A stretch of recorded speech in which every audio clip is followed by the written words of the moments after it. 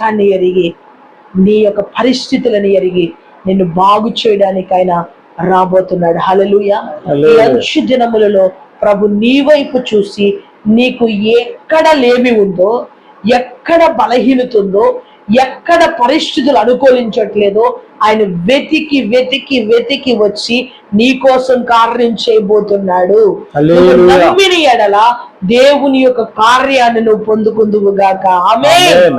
కాబట్టి దేవుడు గొప్ప కార్యములు చేయగలడు.